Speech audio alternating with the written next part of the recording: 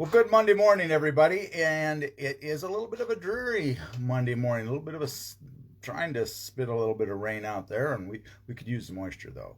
So we do hope it does. We do get some rain this week. No snow, please, Lord.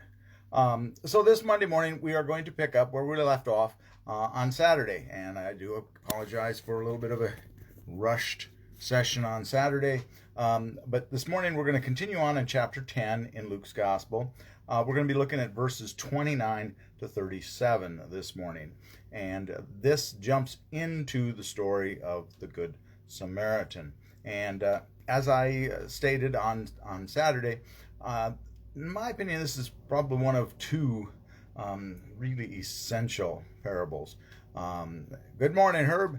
And probably ranks number 2, in my opinion, as importance of the parables. And ironically, these two parables only show up in Luke's Gospel.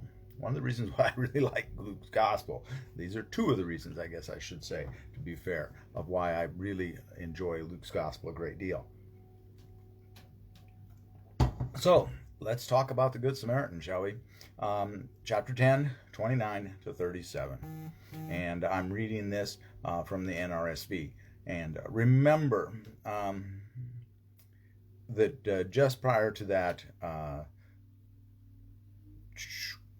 Jesus had told them, he answered them, "You shall love the Lord your God with all your heart, all your soul, and with all your strength, and with all your mind, and your neighbor as yourself."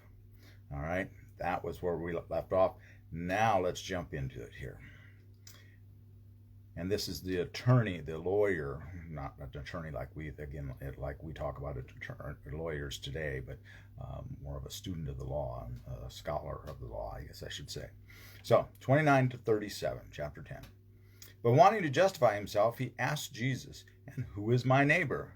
Jesus replied, "A man was going down from Jerusalem to Jericho and fell into the hands of robbers who stripped him, beat him, and went away, leaving him half dead. Now by chance a priest was going down that road, and when he saw him, he passed by on the other side. So likewise a Levite, when he came to the place and saw him, passed by on the other side. But a Samaritan, while traveling, came near him, and when he saw him, he was moved with pity.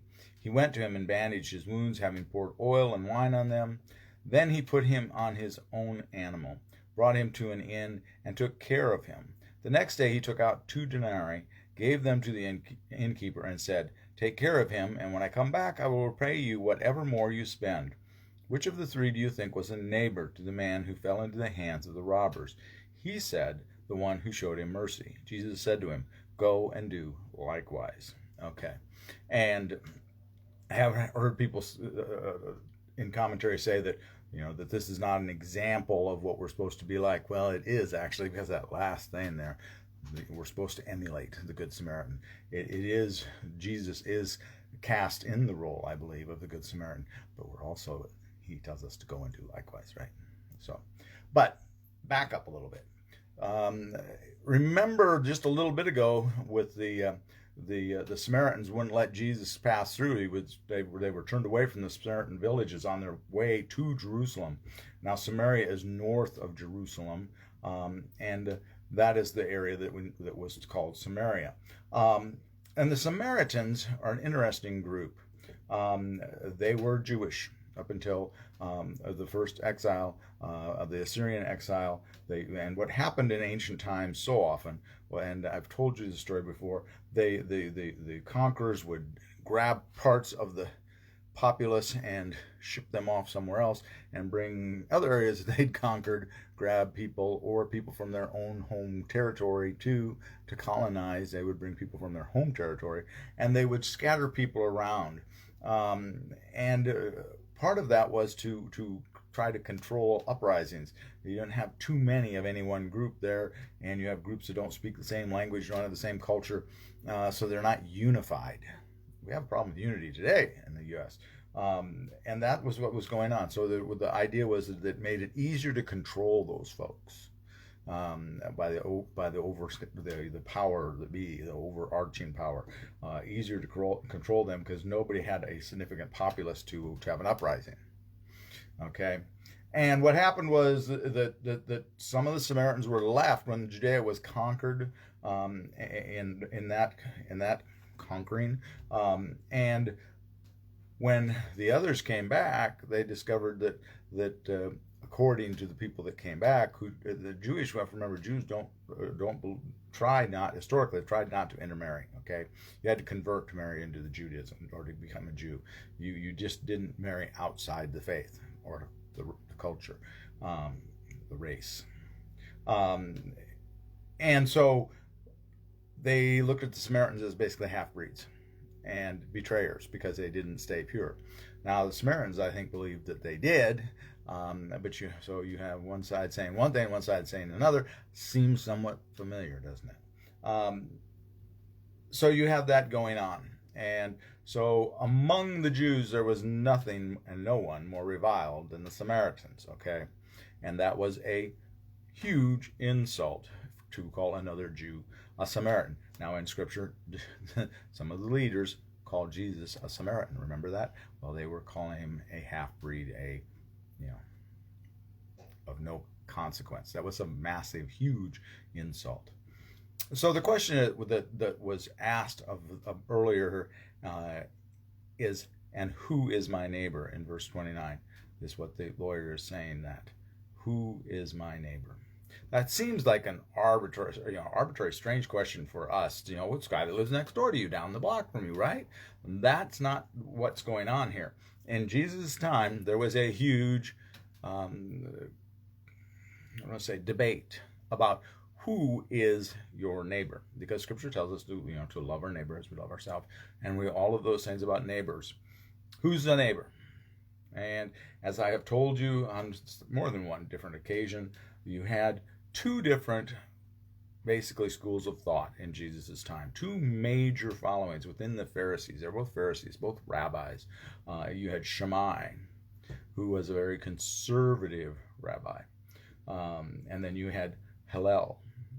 And I pronounced that wrong for many years, but it's Hillel. And Hillel was the more liberal of the rabbis. Okay? And Shammai said that only a fellow Hebrew was your neighbor. Anyone else was not a neighbor. So you were excused for your behavior towards, you don't have to love those others, okay? But you have to love the fellow Hebrew. Hillel said you loved all Hebrews and all Gentiles except the Samaritans. They weren't your neighbor. Everybody else except the Samaritans was your neighbor. That seems awfully strange, but that's the mindset we're dealing with. And so a big part of this story, a huge part of this story, is showing that all are your neighbor, even those you revile, even those that you have such contempt for, even those that you believe have betrayed you and betrayed your faith, your nation. They too are your neighbor. Now, the animosity from to the Samaritans was not a one-way ticket. You have to remember that when they came back, and it was time after the Babylonian exile, the Jews were going to rebuild the temple, and the Samaritans wanted to help, and they were refused. They were not allowed to help. And to make matters worse, the Jewish leaders destroyed the temple that the Samaritans had on Mount Gerizim. And so there was not necessarily all one way there, the hatred. So the Samaritans had no real love lost for the Jews either, the Jewish nation. So the fact that Jesus would tell a story that a Samaritan was filled with compassion for this man that was beaten and left on the side of the road, and that he would forego, they had some similar purity laws, okay, as the religions were similar because they used certain books of the Pentateuch as well, all right, not all, but they used, and they had some different books, but they believed actually that theirs was the true Judaism, and it's possible that's right, actually, folks, which sounds a little crazy, because one of the things that happened in the exile was there was some of the Zoroastrian influence that came into Judaism, and that's something that it's, I think is pretty evident that the Zoroastrianism changed, especially heaven, hell, Satan, and all of those. Those concepts of in Judaism were altered by the experience in the exile. So I'm not sure that you can say that the Assyrians were completely wrong. They may actually have had a truer of what was the ancient Judaism. That's a debate for scholars. We're not going to debate it this morning. So at any rate, this Samaritan sees this man that's on the side of the road, beaten, bloodied, and that bloody part is an important part. Looking like he's possibly dying or dead. Dead or unclean. Blood is unclean. Blood is any bodily fluid that's in the wrong place is unclean, and blood is supposed to be on the inside, not on the outside. Okay, that's a bad thing. So you don't touching the blood is making you ceremonially unclean in human blood. Okay, so and there is what we have going on here. The priest and the rabbi, or the priest and the Levite, didn't want to go near because they didn't want to be ceremonially unclean. Not only did they have disdain for the possible disdain for this man, not knowing who he was, but he wasn't Samaritan, so that's not the point of him just having disdain because he's Samaritan. But he's probably Jewish. But perhaps the foolishness of getting himself in trouble on that road. But at any rate, the Samaritan is the one that shows the compassion.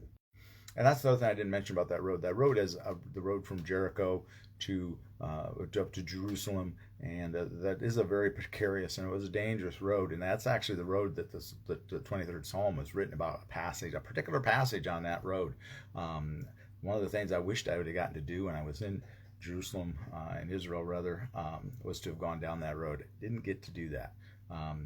If I ever get back over there, I really would like to travel that road. I think it would be really interesting. It's a winding road, dangerous road, back in those days especially. But up into this century, it was considered a dangerous place, and people were not really supposed to travel it at night. So, but at any rate, the story here, what we have the story of Jesus is the role of the Good Samaritan, the one that is lavishing his care upon it. The amount of money that he gives the innkeeper, and the fact that he's even going to come back to pay more, shows how lavishly he is to care for that one who has rejected him, because we believe that this man is a Jewish man being cared for by a Samaritan. He, if the roles were reversed, probably wouldn't be doing reciprocating. Okay, that's the point. Even though we know that the one we're supposed to that we are caring for wouldn't reciprocate, we're supposed to care for them anyway. That's what Jesus did. That's what the Samaritan's doing. That's the message. Go and do likewise is the message here, I believe. And it's a very important message. That, along with the idea that everyone is your neighbor, that you should care for everyone, even those that revile you and despise you. And that's hard.